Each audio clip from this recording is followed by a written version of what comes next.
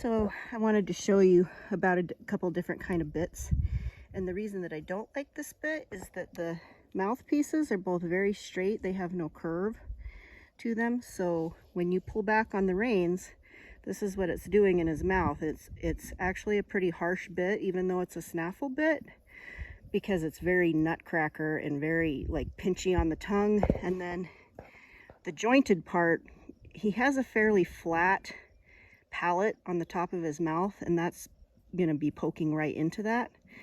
So and these big D-rings like this I prefer for English riding, just because in a Western bridle, especially if you don't have a curb strap on, it tends to tilt forward and the cheek pieces slide down to the bottom, and then it's not sitting in their mouth correctly anyway.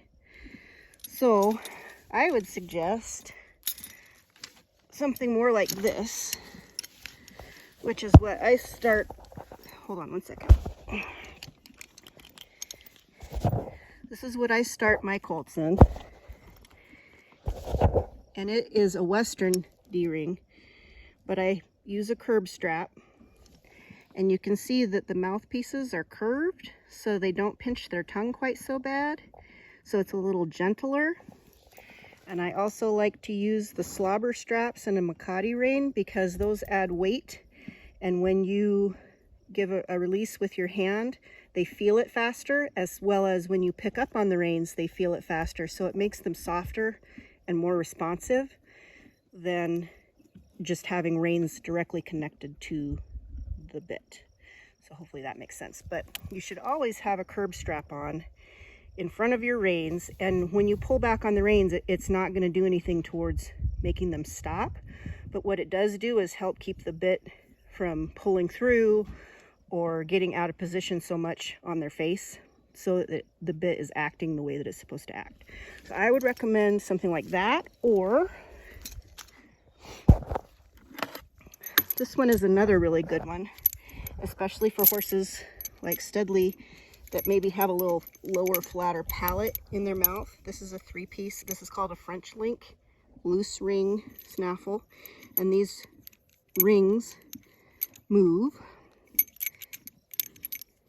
It has the curved mouthpieces so it doesn't pinch, and then it has this link in the middle which keeps it from being so jabby in the top of their mouth. This is a very gentle bit and is a really good one for horses that stop good but are kind of fussy with their head or sensitive about other bits. This would be a really good one to use. So those are a few that you can try with him, and then as he gets better and more broke and all of that, when you're ready to move him into a shanked bit, something like this is good because it has the curved mouthpiece. The shanks are short, so you're not putting a lot of pressure on his mouth, but you're starting to introduce the shank and the pressure from the leverage pressure instead of just the direct pressure from a snaffle. So hopefully that gives you some ideas of where you could head with him for bits.